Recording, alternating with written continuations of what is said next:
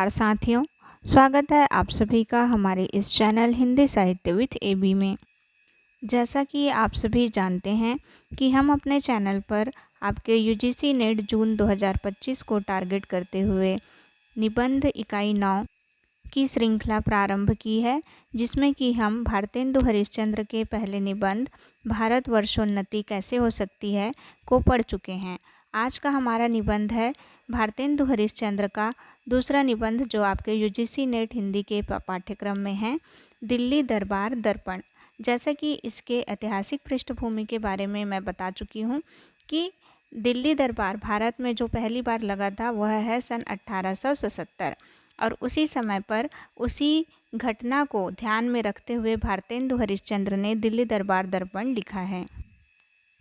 इस निबंध को भारतेंदु हरिश्चंद्र ने समाचार शैली में लिखा है। यह उस समय की बात है जब महारानी विक्टोरिया को भारत की साम्राज्ञी घोषित किया गया था।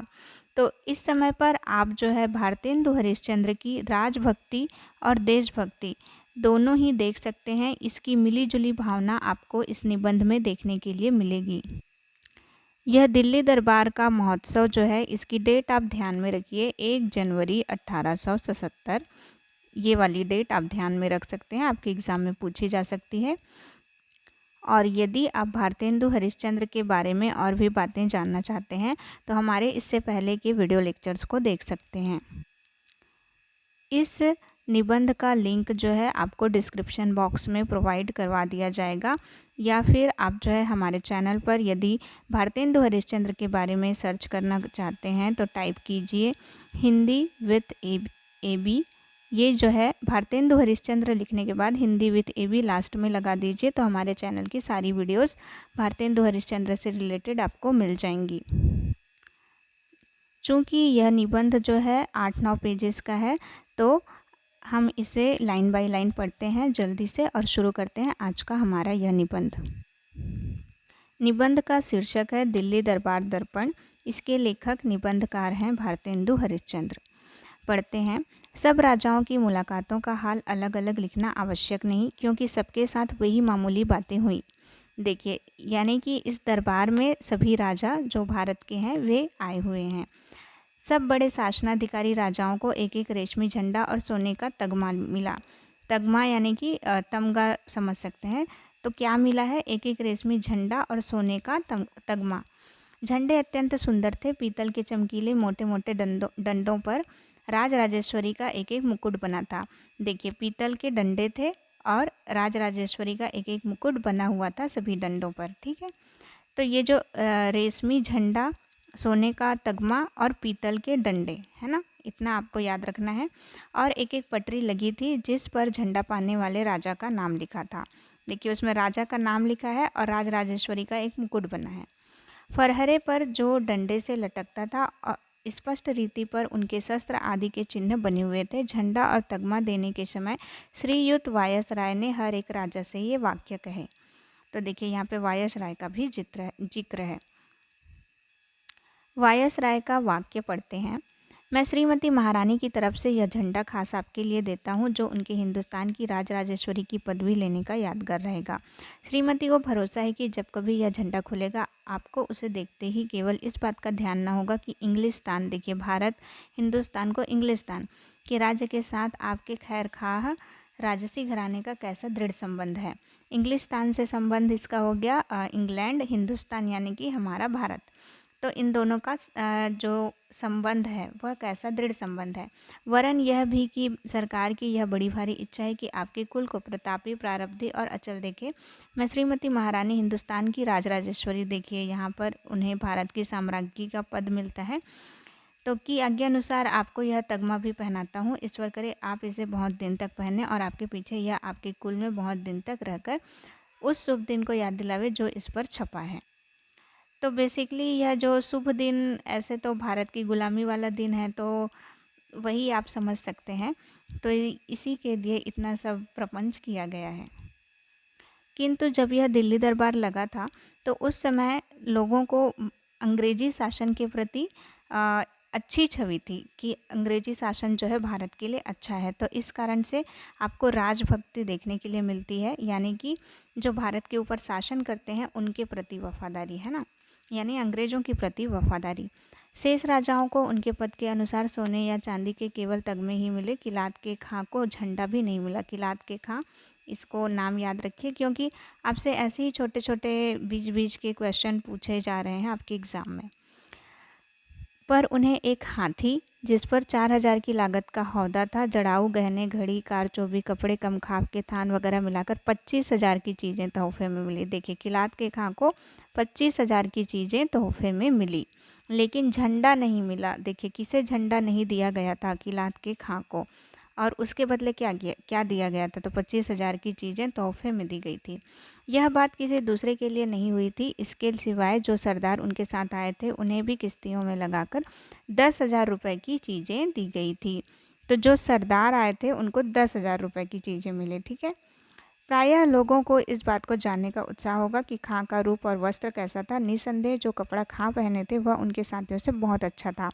तो भी उनकी या उनके किसी साथी की शोभा उन मुग़लों से बढ़कर न थी जो बाज़ार में मेवा लिए घूमा करते हैं। तो मुग़लों के साथ इसकी तुलना की गई है, क्योंकि ये भी खान है ना, पठान है, इस कारण से।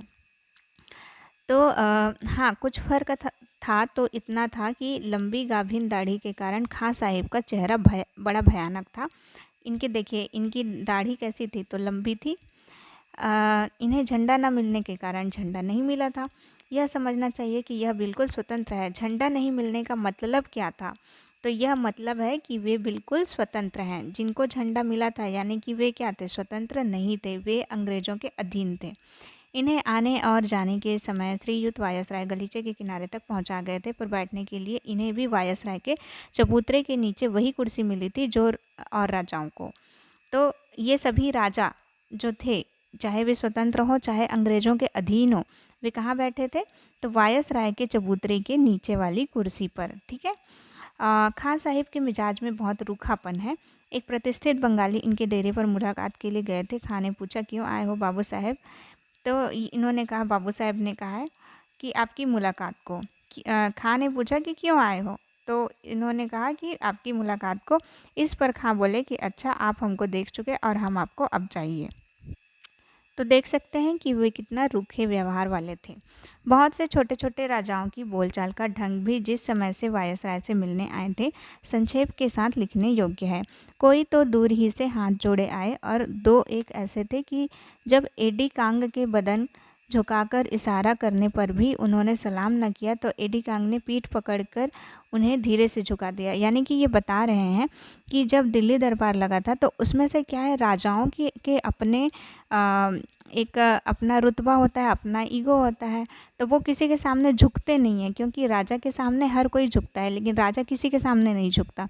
तो जब महारानी विक्टोरिया आई या जिस समय वायसराय से मिलने वे लोग आए तो उन्हें क्या करना था? उन्हें झुककर सलाम करना था, लेकिन ये लोग सलाम कर नहीं रहे थे। तो क्या किया वायसराय ने? इनकी पीठ पकड़कर उन्हें धीरे से झुका दिया।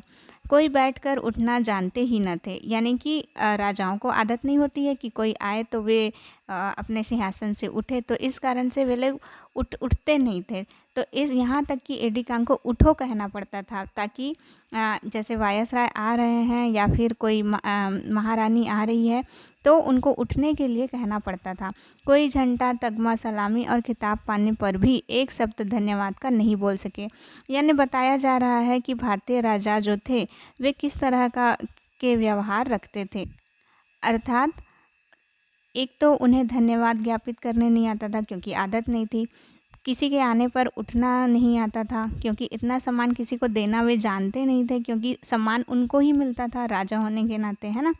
किसी के आगे झुकते नहीं थे, है ना, सलाम नहीं कर सकते थे। तो ये सारे इन भारतीय राजाओं में जो दिक्कत थी उसको बता रहे हैं। इनमें से दो ही एक पदार्थ पाकर ऐसे प्रसन्न हुए कि श्रीयुत वायसराय पर अपनी जान और माल निछावर करने को तैयार थे। सबसे बढ़कर बुद्धिमान हमें एक महात्मा देख पड़े जिनसे वायसराय ने कहा कि आपका नगर तो तीर्थ गिना जाता है, पर हम आशा करते हैं कि आप इस समय दिल्ली को भी तीर्थ के ही समान पाते हैं। इसके जवाब में वह बेधड़क बोल उठे कि यह जगह तो सब तीर्थों से बढ़कर है, जहाँ आप हमारे खुदा मौजूद हैं। नवाब लुहारू, देखिए ये भी आप याद रख सकते हैं कि भी अंग्रेजी में बातचीत सुनकर ऐसे बहुत कम लोग होंगे जिन्हें हँसी ना आई हो। अर्थात ये जो नवाब लुहारू करके जो है, इनके बारे में कहा जा रहा है कि इनको अंग्रेजी नहीं आती है, ठीक है। तो नवाब साहिब बोलते तो बड़े बेधड़क धड़ाके से थे, पर उसी के साथ कायदे और मुहावरे के भी खुद खूब हाथ पांव तोड़ते थे। कितने ऐसे वाक्य थे जिनके कुछ अर्थ ही नहीं हो सकते, पर नवाब साहिब को अपनी अंग्रेजी पर ऐसा कुछ विश्वास था कि अपने मुंह से केवल अपने को ही नहीं वरन अपने दोनों लड़कों को भी अंग्रेजी, अरबी, ज्योतिष, गणित आदि ईश्वर जाने कितनी विद्याओं का पंडित बखान कर गए। नवाब साहिब ने कहा कि हमने रईसों की तरह अपनी उम्र खेल कूद में नहीं गंवाई वरन लड़कपन से ही विद्या के उपार्जन में चित्त लगाया और पूरे पंडित और कवि हुए। इसके सिवाय नवाब साहिब ने बहुत से राजभक्ति के वाक्य भी कहे। वायसराय ने उत्तर दिया कि हम आपकी अंग्रेजी विद्या पर इतना मुबारक बाद नहीं देते जितना अंग्रेज़ों के समान आपका चित्र होने के लिए। फिर नवाब साहिब ने कहा कि मैंने इस भारी अवसर के वर्णन में अरबी और फारसी का एक पद्य ग्रंथ बनाया है जिसे मैं चाहता हूँ कि किसी समय श्रीयुत को सुनाऊं। श्रीयुत ने जवाब दिया कि मुझे भी कविता का बड़ा अनुराग है और मैं आपसा एक भाई कवि ब्रदर पोएट देखकर बहुत प्रसन्न हुआ और आपकी कविता सुनने के लिए कोई अवकाश का समय अवश्य निकालूंगा। तो इस तरह से आप देख सकते हैं कि नवाब साहिब ने अरबी और फारसी में एक पद्य ग्रंथ लिखा हुआ है। 29 तारीख को, ये तारीख याद रख सकते हैं, सत्र के अंत में, यानी सत्र का अंत कब हुआ, 29 तारीख को महारानी तंजौर वायसराय से मुलाकात को आई। महारानी जो है तंजौर के वायसराय से मुलाकात को आती है। ये ताश का सब वस्त्र पहने थी और मुंह पर भी ताश का नकाब पड़ा हुआ था।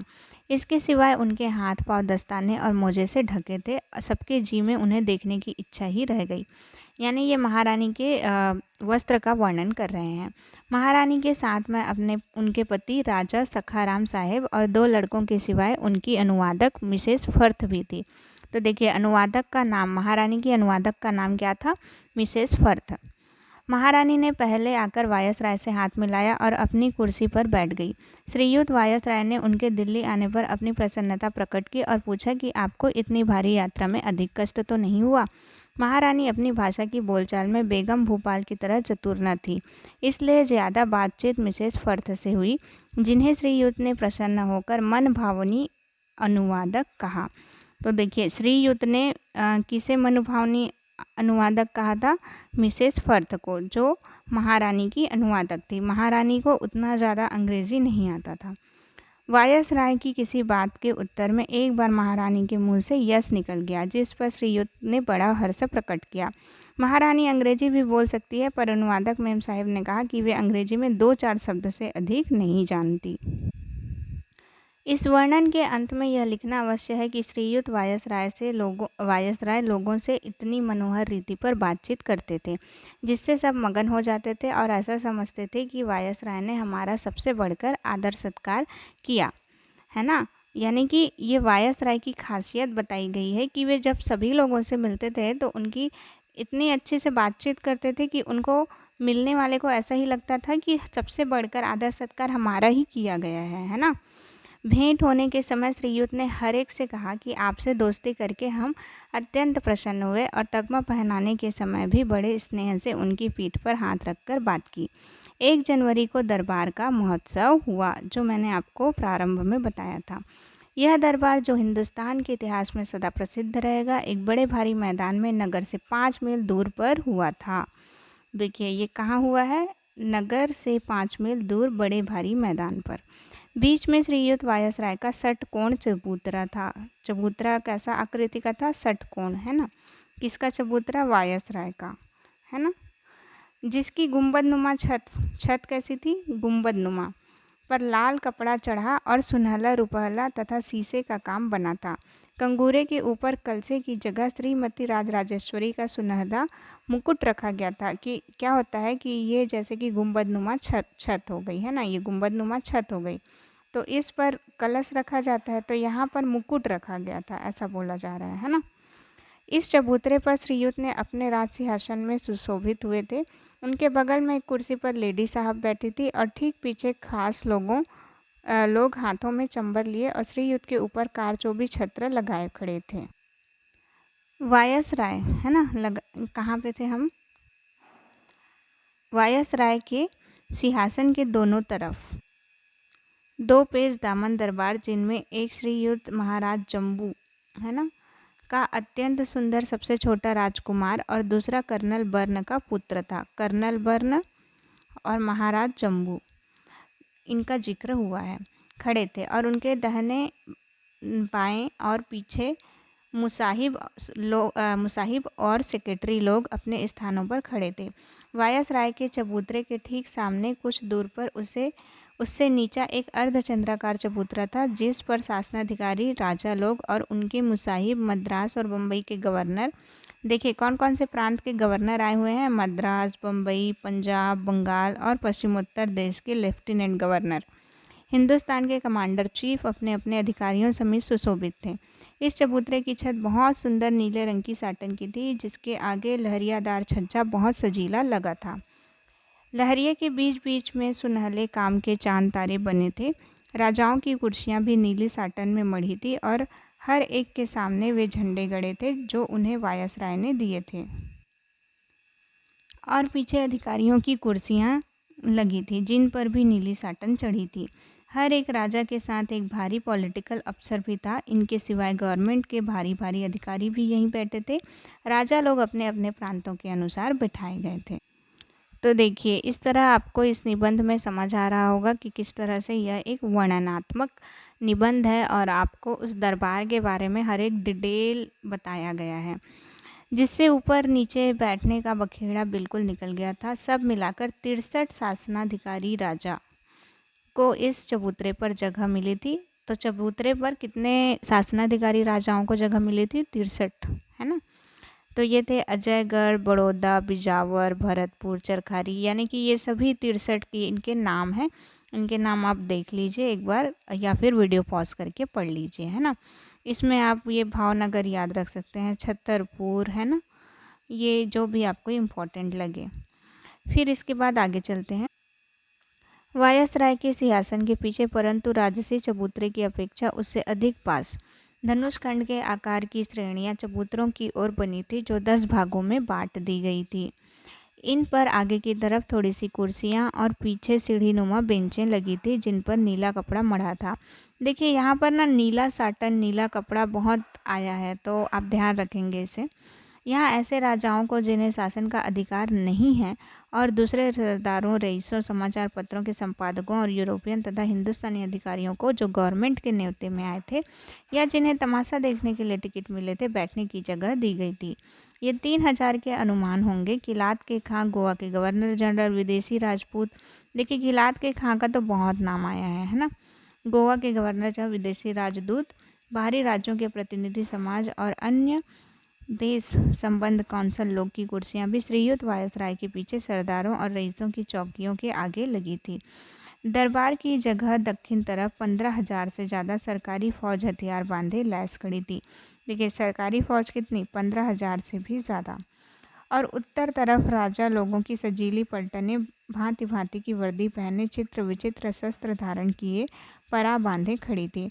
इन सब की शोभा देखने से काम करती थी। इसके सिवाय राजा लोगों के हाथियों के परे, जिन पर सुनहली अमारियाँ कसी थी और कारचोबी झूले पड़ी थी, तोपों की कतारें, सवारों की नंगी तलवारों और भालों की चमक, फरहरों का उड़ना और 2 लाख के अनुमान तमाशा देखने वालों की भीड़ जो मैदान में डटी थी, ऐसा समा दिखलाती थी जिसे देख जो जहाँ था वहीं हक्का बक्का हो खड़ा रह जाता था। यानी कि बताया जा रहा है कि किस तरह से वहाँ पर ये सारी चीज़ें थी और सब लोग इसे देख करके, इस ठाट बाट को देख करके कैसे भौचक्के रह जाते थे।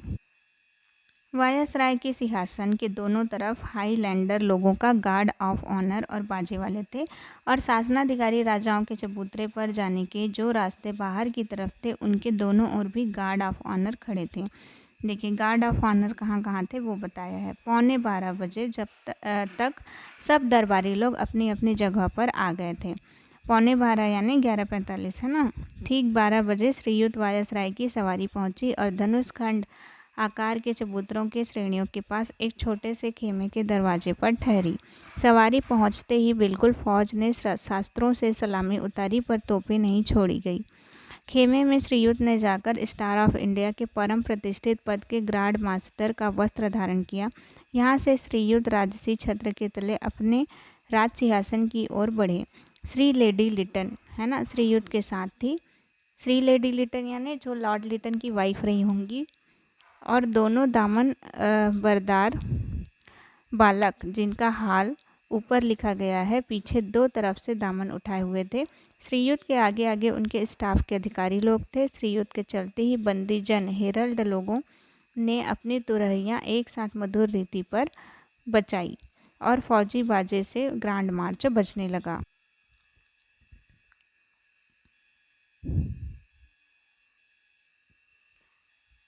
जब श्रीयुत राज सिंहासन वाले मनोहर चबूतरे पर चढ़ने लगे तो ग्रांड मार्च का बाजा बंद हो गया और नेशनल एंथम अर्थात गॉड सेव द क्वीन, ईश्वर महारानी को चिरंजीवी रखे। ये देखिए कौन सा ग्रांड मार्च का बाजा मतलब नेशनल एंथम क्या था, तो गॉड सेव द क्वीन, ये आपको याद रखना है। हिंदी में भी याद रखें, ईश्वर महारानी को चिरंजीवी रखें। और गार्ड्स ऑफ ऑनर ने प्रतिष्ठा के लिए अपने शस्त्र झुका दिए। ज्यों ही श्रीयुत राज सिंहासन पर सुशोभित हुए, बाजे बंद हो गए और सब राजा महाराजा जो वायसराय के आने के समय खड़े हो गए थे बैठ गए। इसके पीछे श्रीयुत ने मुख्य बंदी चीफ हेरल्ड, है ना, हेरल्ड को देखिए क्या बोलते हैं, वो जो बजाने वाले होते हैं उनको, को आज्ञा की कि श्रीमती महारानी के राजराजेश्वरी की पदवी लेने के विषय में अंग्रेजी में राजाज्ञा पत्र पढ़ो। यह आशा होते ही बंदीजनों ने जो दो पांति में राज्य सिंहासन के चबूतरे नीचे खड़े थे तुरही बजाई, है ना। और एक मिनट, और उसके बंद होने पर मुख्य बंदी ने नीचे की सीढ़ी पर खड़े होकर बड़े ऊंचे स्वर से राजाज्ञा पत्र पढ़ा, जिसकी उल्था यह है, महारानी विक्टोरिया ऐसी अवस्था में कि हाल में पार्लियामेंट की जो सभा हुई उनमें एक एक्ट पास हुआ है जिसके द्वारा परम कृपालु महारानी को यह अधिकार मिला है कि यूनाइटेड किंगडम और उसके अधीन देशों की राज संबंधी पदवियों और प्रशस्तियों में श्रीमती जो कुछ चाहें बढ़ा लें। और इस एक्ट में यह भी वर्णन है कि ग्रेट ब्रिटेन और आयरलैंड के एक में मिल जाने के लिए जो नियम बने थे उनके अनुसार भी यह अधिकार मिला था कि यूनाइटेड किंगडम और उसके अधीन देशों की राज संबंधी पदवी और प्रशस्ति इस संयोग के पीछे वही होगी जो श्रीमती ऐसे राजाज्ञा पत्र के द्वारा प्रकाश करेंगी जिस पर राज की मुहर लगा हो, छुपी रहे। तो देखिए यहाँ पे ना यूनाइटेड किंगडम बोला है, ग्रेट ब्रिटेन बोला है, आयरलैंड बोला है, इंग्लैंड है, तो ये सारी चीज़ें ना अलग अलग चीज़ें हैं।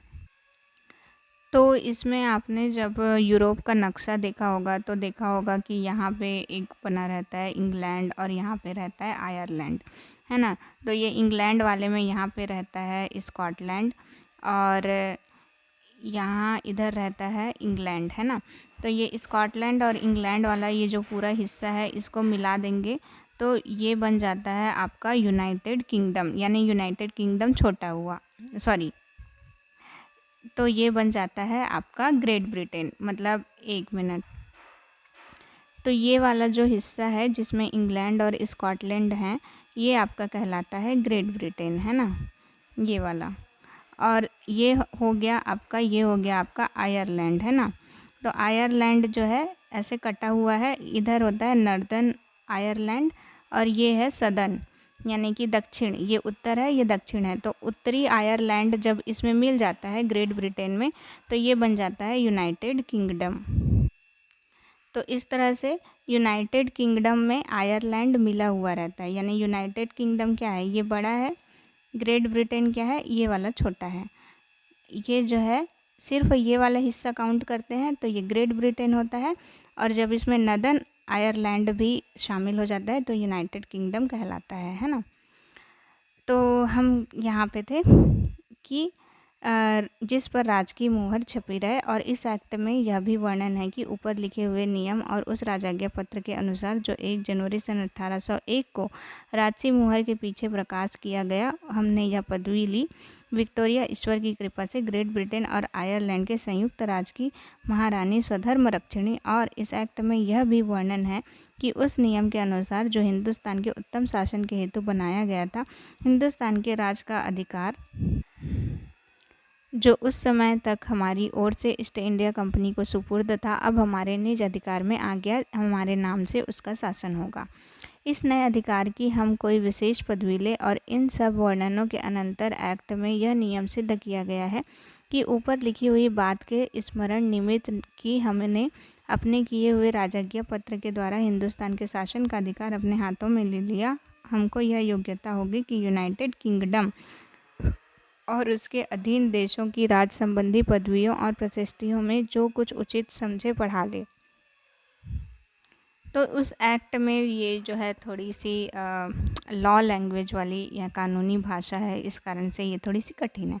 इसलिए अब हम अपने प्रिवी काउंसिल की सम्मति से योग्य समझकर यह प्रचलित और प्रकाशित करते हैं कि आगे को जहाँ सुगमता के साथ हो सके सब अवसरों में और संपूर्ण राजपत्रों पर जिनमें हमारी पदवियाँ और प्रशस्तियाँ लिखी जाती है, सिवाय सनद, कमीशन, अधिकार, दायक पत्र, दान पत्र, आज्ञा पत्र, नियोग पत्र और इसी प्रकार के दूसरे पत्रों के जिनका प्रचार यूनाइटेड किंगडम के बाहर नहीं है, यूनाइटेड किंगडम और उसके अधीन देशों की राज संबंधी पदवियों में नीचे लिखा हुआ वाक्य मिला दिया जाए। अर्थात लैटिन भाषण में इंडई एम्परेट्रिक्स, हिंदुस्तान की राज राजेश्वरी, इंडई यानी इंडस है ना, हिंदुस्तान, और अंग्रेजी भाषा में एम्प्रेस ऑफ इंडिया। और हमारी यह इच्छा और प्रसन्नता है कि उन राज संबंधी पत्रों में जिनका वर्णन ऊपर हुआ है यह नई पदवी न लिखे जाए। और हमारी यह भी इच्छा और प्रसन्नता है कि सोने, चांदी और तांबे के सब सिक्के आजकल यूनाइटेड किंगडम में प्रचलित हैं और नीति विरुद्ध नहीं गिने जाते। इसी प्रकार तथा आकार के दूसरे सिक्के जो हमारी आज्ञा से अब छापे जाएंगे, हमारी नई पदवी लेने से भी नीति विरुद्ध न समझे जाएंगे। और जो सिक्के यूनाइटेड किंगडम के अधीन देशों में छापे जाएंगे और जिनका वर्णन राजज्ञा पत्र में उन जगहों के नियमित और प्रचलित द्रव्य कर की किया गया और जिन पर हमारी संपूर्ण पदवियां या प्रशस्तियां उनका कोई भाग रहे, और वे सिक्के जो राजज्ञा पत्र के अनुसार अब छापे और चलाए जाएंगे, इस नई पदवी के बिना भी उस देश के नियमित और प्रचलित द्रव्य समझे जाएंगे।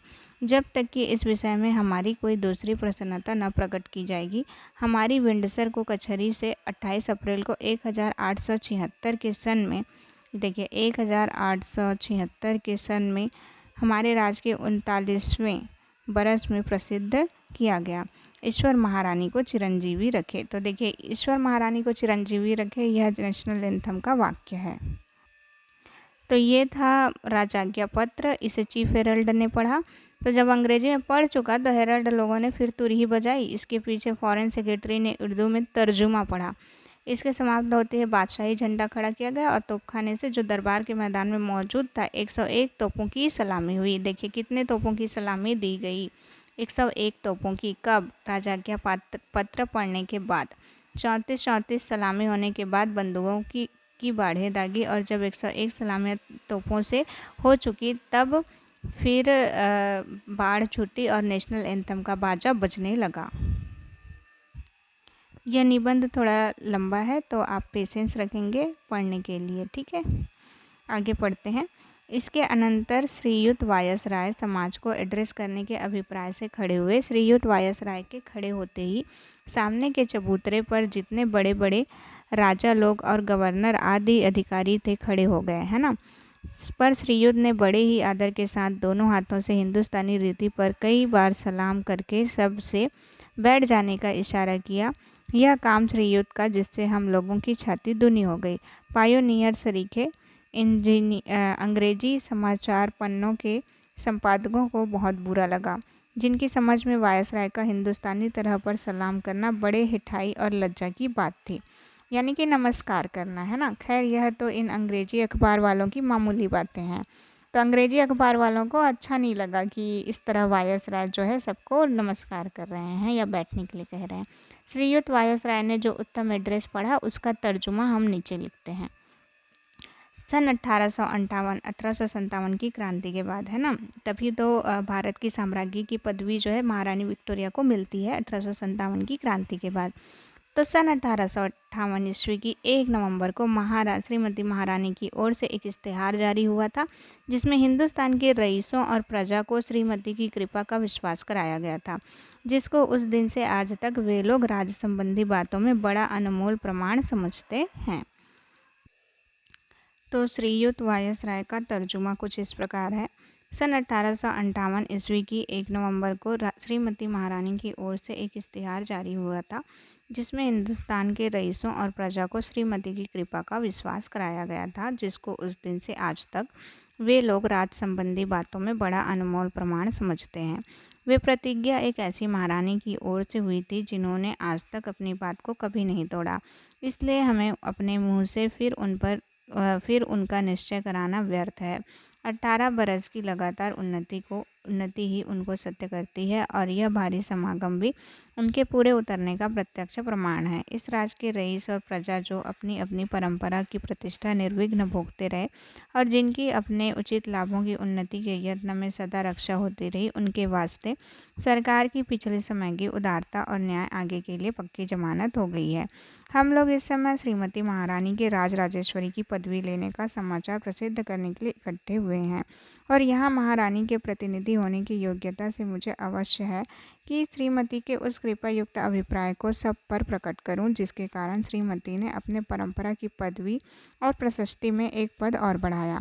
पृथ्वी पर श्रीमती महारानी के अधिकार में जितने देश हैं, जिनका विस्तार भूगोल के 7वें भाग से कम नहीं है और जिसमें 30 करोड़ आदमी बसते हैं, उनमें से इस और प्राचीन राज के समान श्रीमती किसी दूसरे देश पर कृपा दृष्टि नहीं रखती।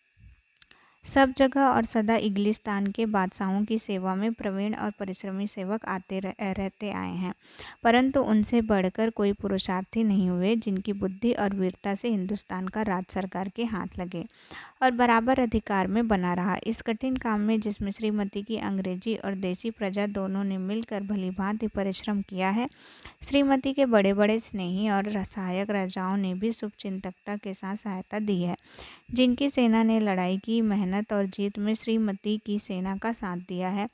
बुद्धिपूर्वक सत्यशीलता के कारण मेल के लाभ बने रहे और फैलते गए हैं, और जिनका आज यहाँ वर्तमान होना, जो कि श्रीमती के राजराजेश्वरी की पदवी लेने का शुभ दिन है, इस बात का प्रमाण है कि वे श्रीमती के अधिकार की उत्तमता में विश्वास रखते हैं और उनके राज में एका बने रहने में अपना भला समझते हैं।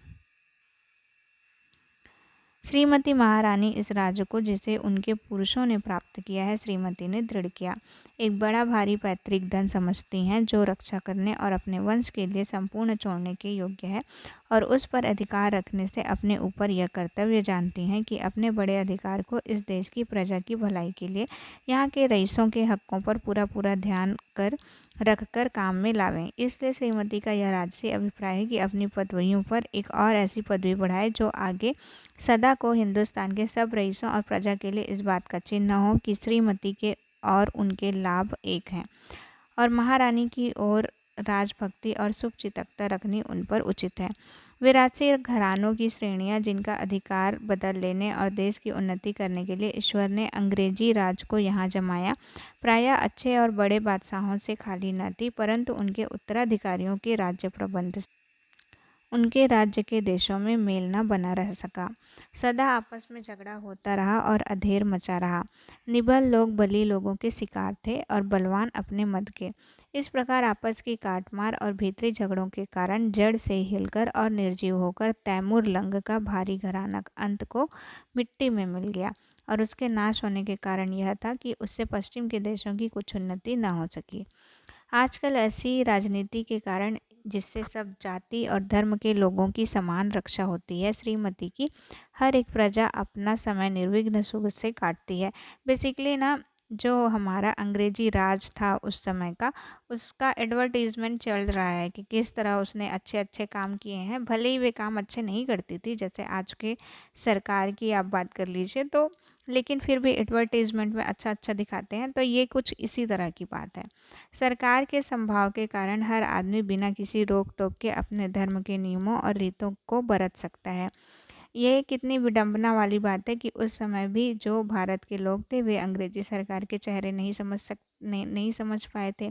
फिर बोलते थे गरीबी है, अशिक्षा है, बेरोजगारी है, ये है, वो है ना। फिर अभी नेता लोग जो हमारे पॉलिटिकल पार्टीज़ हैं, वो शासन चलाती है, और अभी भी लोग यही सब प्रॉब्लम बोलते हैं कि लोग अच्छे से शिक्षित नहीं है, पता नहीं क्या विकास हो रहा है, नहीं हो रहा है, ज़मीनी हकीकत कुछ और है, एडवर्टीजमेंट में कुछ और आ रहा है है ना? तो उसी तरह का ये है। तो बोल रहे हैं सरकार के समभाव के कारण। देखिए समभाव बोला जा रहा है, लेकिन अंग्रेज़ी सरकार आप तो जानते हैं कि भारतीयों और अंग्रेज़ों में कितना भेदभाव करती थी। भले ही उन्होंने भारत की जाति व्यवस्था को हमेशा क्रिटिसाइज़ किया है, लेकिन समभाव तो उन्होंने भी नहीं रखा। उन्होंने भी तो रंग भेद, नस्ल भेद ये सब किया ही है। तो वही बात है कि सरकार के समभाव के कारण हर आदमी बिना किसी रोक-टोक के अपने धर्म के नियमों रीतों को बरत सकता है। राज-राजेश्वरी का अधिकार लेने से श्रीमती का अभिप्राय किसी को मिटाने या दबाने का नहीं है, वरन रक्षा करने और अच्छी तरह राह बतलाने का। बेसिकली ये जो महारानी विक्टोरिया राज-राजेश्वरी की पदवी मिली है, उसका पूरा बखान कर रहे हैं। तो ये यहाँ पे आपको भारतेंदु की राजभक्ति नज़र आ रही होगी। सारे देश की शीघ्र उन्नति और उसके सब प्रांतों की दिन पर दिन वृद्धि होने से अंग्रेजी राज के फल सब जगह प्रत्यक्ष देख पड़ते हैं। हे अंग्रेजी राज के कार्यकर्ता और सच्चे अधिकारी लोग, वह आप ही लोगों के लगातार परिश्रम का गुण है कि ऐसे ऐसे फल प्राप्त हैं, और सबके पहले आप ही लोगों पर मैं इस समय श्रीमती की ओर से अपनी कृतज्ञता और विश्वास को प्रकट करता हूँ। आप लोगों ने इस भारी राज की भलाई के लिए उन प्रतिष्ठित लोगों से जो आपके पहले इन कामों पर नियत थे, किसी प्रकार कम कष्ट नहीं उठाया है, और आप लोग बराबर ऐसे साहस, परिश्रम और सच्चाई के साथ अपने तन मन को अर्पण करके काम करते रहे, जिससे बढ़कर कोई दृष्टांत इतिहासों में न मिलेगा।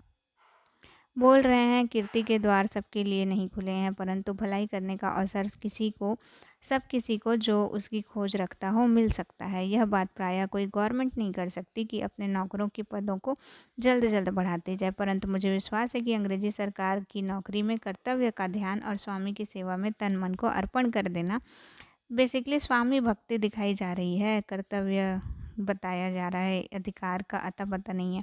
ये दोनों बातें निज प्रतिष्ठा और लाभ की अपेक्षा सदा बढ़कर समझी जाएंगी। भारतीयों को जो स्वामी भक्ति दिखाई गई है, वही यह बात सदा से होती आई है और होती रहेगी कि इस देश के प्रबंध के बहुत से भारी भारी और लाभदायक काम प्रायः बड़े बड़े प्रतिष्ठित अधिकारियों ने नहीं किए हैं, वरन जिले के उन अफसरों ने जिन्हें की धैर्यपूर्वक, चतुराई और साहस पर संपूर्ण प्रबंध का अच्छा उतरना सब प्रकार अधीन है। इनको लग रहा है कि यदि ये अब श्रीमती के राज में, यानी महारानी विक्टोरिया के राज में, यदि हम उनको भारत की शिकायत लेकर के जाएंगे तो वो उनका समाधान प्रस्तुत कर देंगे, लेकिन ऐसा होता नहीं है। वे भले लटका के रखे रहते थे। तो श्रीमती की ओर से राजकाज संबंधी और सेना संबंधी अधिकारियों के विषय में जितनी गुण ग्राहकता और प्रशंसा प्रकट करूं थोड़ी है, क्योंकि ये तमाम हिंदुस्तान में ऐसे सूक्ष्म और कठिन कामों को अत्यंत उत्तम रीति पर करते रहे हैं, जिनसे बढ़कर सूक्ष्म और कठिन काम सरकार अधिक से अधिक विश्वास पात्र मनुष्य को नहीं सौंप सकती। हे राजकाज संबंधी और सेना संबंधी अधिकारियों, जो कमसनी ने इतने भारी जिम्मे के कामों पर मुकर्रर होकर बड़े परिश्रम चाहने वाले नियमों पर तन मन से चलते हो, और जो निज पौरुष से उन जातियों के बीच राज्य प्रबंधन के कठिन काम को करते हो जिनकी भाषा, धर्म और रीतें आप लोगों से भिन्न हैं। मैं ईश्वर से प्रार्थना करता हूँ कि अपने अपने कठिन कामों को दृढ़ परंतु कोमल रीत पर करने के समय आपको इस बात का भरोसा रहे कि जिस समय आप लोग अपने जाति की बड़ी कीर्ति को थामे हुए हैं और अपने धर्म के दयाशील आज्ञाओं को मानते हैं, उसी के साथ आप इस देश के सब जाति और धर्म के लोगों पर उत्तम प्रबंध के अनमोल लाभों को फैलाते हैं। उस पश्चिम की सभ्यता के नियमों को बुद्धिमानी के साथ फैलाने के लिए, जिससे इस भारी राज का धन दरबार बढ़ता गया, हिंदुस्तान पर केवल सरकारी अधिकारियों का ही एहसान नहीं है, वरन यदि मैं इस अवसर पर श्रीमती की उस यूरोपियन प्रजा, देख रहे हो, यूरोपियन प्रजा को भी धन्यवाद ज्ञापित कर रहे हैं, को जो हिंदुस्तान में रहती है पर सरकारी नौकर नहीं है, इस बात का विश्वास कराऊं कि श्रीमती उन लोगों को केवल उस राजभक्ति ही की गुण ग्राहकता नहीं करती जो वे लोग उनके और उनके सिंहासन के साथ रखते हैं, किंतु उन लाभों को भी जानती और मानती है जो उन लोगों के परिश्रम से हिंदुस्तान को प्राप्त होते हैं। तो मैं अपनी पूज्य स्वामिनी के विचारों को अच्छी तरह न वर्णन करने का दोषी ठहरूंगा। तो देखिए ये कैसे इन्हें संबोधित किया गया है, इसी से आप इनकी राजभक्ति समझ सकते हैं। अब बस 2-2.5 पेज और बचे हैं, तो इस क्लास में बने रहिए अगर आपको ये चैप्टर पूरा पढ़ना है, मतलब ये निबंध पूरा पढ़ना है। तो इस अभिप्राय से कि श्रीमती को अपने राज्य के इस उत्तम भाग की प्रजा को सरकार की सेवा या निज की योग्यता के लिए गुणग्राहकता दिखाने का विशेष अवसर मिले, श्रीमती ने कृपा पूर्वक केवल स्टार ऑफ इंडिया के परम प्रतिष्ठित पद वालों और आर्डर ऑफ ब्रिटिश इंडिया के अधिकारियों की संख्या ही में थोड़ी सी बढ़ती नहीं की है, किंतु इस हेतु एक बिल्कुल नया पद और नियत किया है जो order of the Indian empire कहलाएगा। तो कौन से नए पद का सृजन किया है? Order of the Indian empire.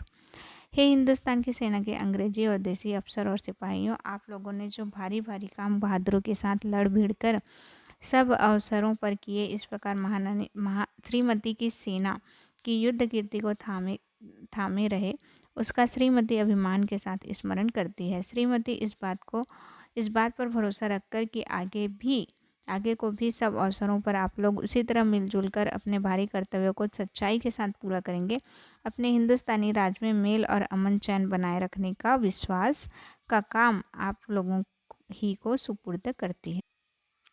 Hey volunteer सिपाहियों, वॉलंटियर यानी जो अपने मन से सहायता देने आते हैं, आप लोगों के राजभक्तिपूर्ण और सफल यत्न जो इस विषय में हुए हैं कि यदि प्रयोजन पड़े तो आप सरकार की नियत सेना के साथ मिलकर सहायता करें, इस शुभ अवसर पर हृदय से धन्यवाद पाने के योग्य हैं। सभी वॉलंटियर सिपाहियों को धन्यवाद ज्ञापित किया है। हे इस देश के सरदार और रईस लोग, देखिए अलग अलग लोगों को संबोधन किया है जिनकी राजभक्ति इस राज के बल को पुष्ट करने वाली है और जिनकी उन्नति इसके प्रताप का कारण है। श्रीमती महारानी को यह विश्वास करके धन्यवाद देती है कि यदि इस राज के लाभों में कोई विघ्न डाले या उन्हें किसी तरह का भय हो तो आप लोग उनकी रक्षा के लिए तैयार हो जाएंगे।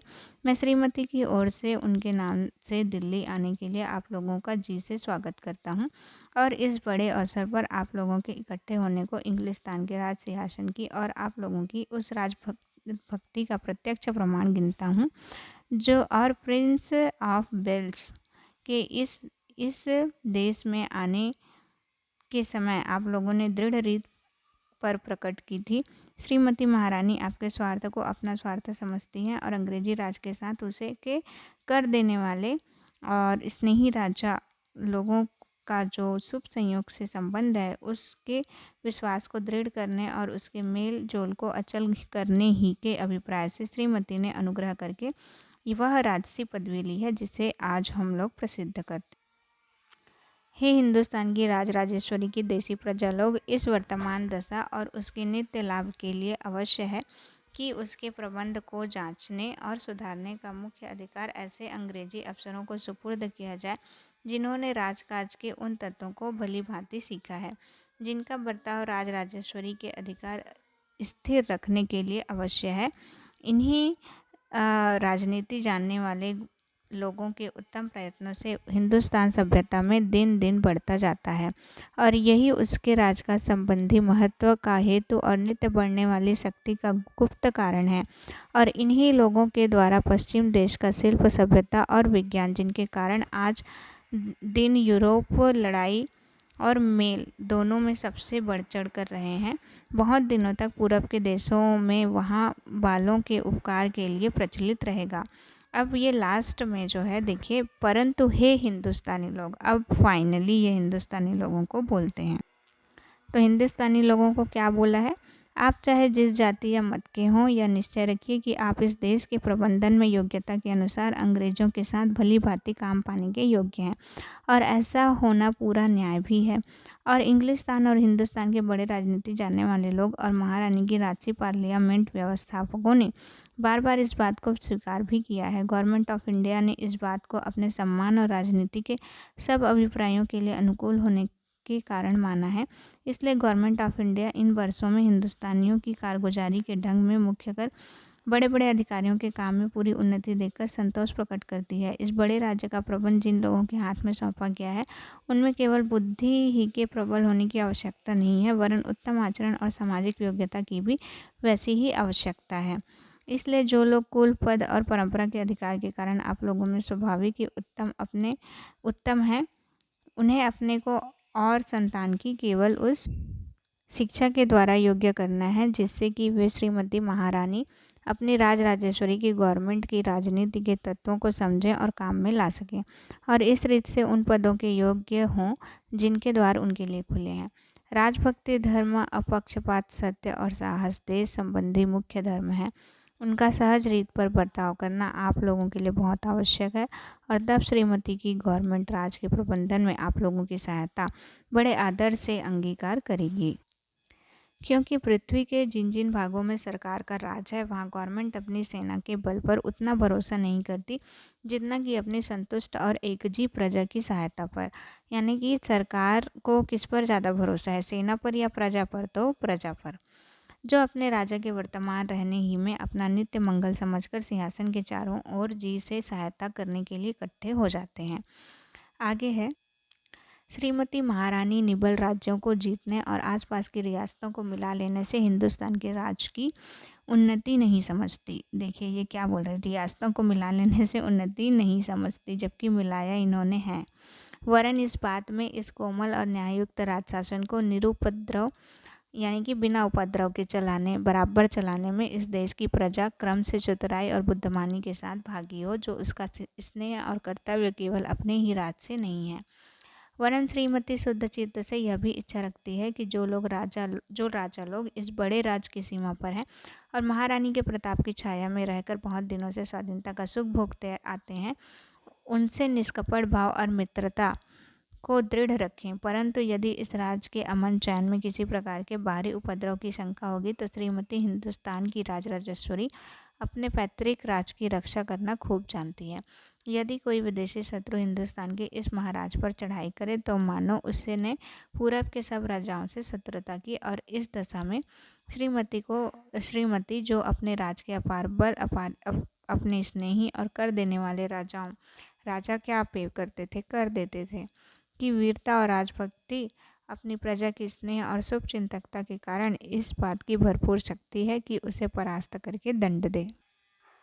इस अवसर पर उन पूरब के राजाओं के प्रतिनिधियों का वर्तमान होना, जिन्होंने दूर दूर देशों से श्रीमती को इस शुभ समारंभ के लिए बधाई दी है, गवर्नमेंट ऑफ इंडिया के मेल के अभिप्राय और आसपास के राजाओं के साथ उसके मित्र का स्पष्ट प्रमाण है।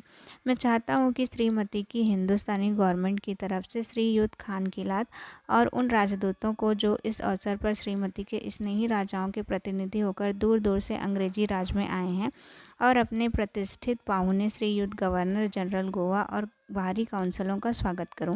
हे हिंदुस्तान के रईस और प्रजा लोग, मैं आनंद के साथ आप लोगों को वह कृपापूर्वक संदेशा जो श्रीमती महारानी आप लोगों की राजराजेश्वरी ने आप लोगों को अपने राजसी और राजेश्वरीय नाम से भेजा है सुनाता हूँ। क्या है वो जो इन्होंने भेजा है संदेश?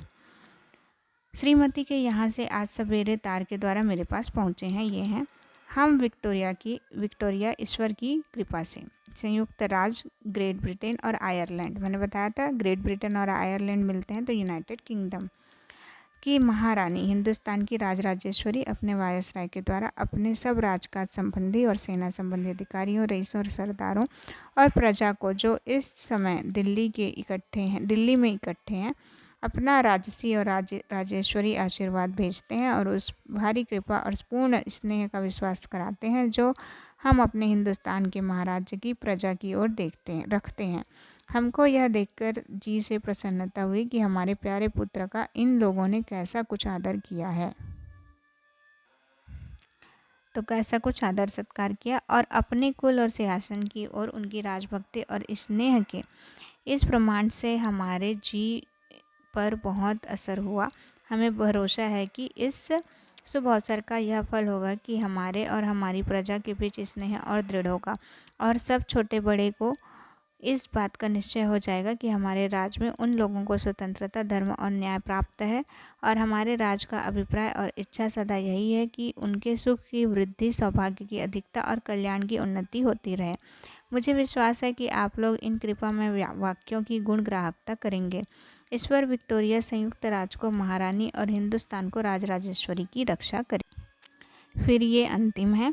इस एड्रेस के समाप्त होते ही नेशनल एंथम का बाजा बजने लगा। अंतिम में बजता है गॉड सेव, वो जो ईश्वर महारानी को की रक्षा करे। सेना ने 3 बार हुर्रे शब्द की आनंद ध्वनि की। कितने बार? तो 3 बार। कौन से शब्द? हुर्रे शब्द। दरबार के लोगों ने भी परम उत्साह से खड़े होकर हुर्रे शब्द और हथेलियों की आनंद ध्वनि यानी कि तालियां बजाई करके अपने जी का उमंग प्रकट किया। महाराज सिंधिया निज़ाम की ओर से सर सलारगंज, राजपूताना के महाराजों की तरफ से महाराज जयपुर, बेगम भोपाल, महाराज कश्मीर, दूसरे सरदारों ने खड़े होकर एक दूसरे को बधाई दी, अपनी राजभक्ति प्रकट की। यानी जितने राजा लोग थे सब राजभक्ति यानी महारानी विक्टोरिया के प्रति लॉयल्टी। इसके अनंतर श्रीयुत वायसराय ने आज्ञा की, दरबार हो चुका, और अपने 4 घोड़ों की गाड़ी पर चढ़कर अपने खेमे को रवाने हुए। तो इस तरह से ये दिल्ली दरबार दर्पण यहीं पर समाप्त होता है। थोड़ा सा लंबा था, तो कैसा लगा आपको पढ़ करके? थोड़ा आपको बोरिंग लग सकता है क्योंकि ये वर्णनात्मक है और समाचार शैली में लिखा गया है। इसके बाद हम अपनी नेक्स्ट क्लास में बात करेंगे हमारे थर्ड जो आपके पाठ्यक्रम में तीसरा निबंध लगा होगा उसकी, या फिर अगर कविता क्या है जो निबंध है उसे हम नेक्स्ट क्लास में पढ़ लेंगे क्योंकि ये इम्पोर्टेंट निबंध है आचार्य रामचंद्र शुक्ल की। तो मिलते हैं अपनी अगली क्लास में। यदि आपको हमारी क्लासेस पसंद आती हैं तो इसे अपने दोस्तों के साथ शेयर करें और हमारे चैनल को सब्सक्राइब करें। धन्यवाद।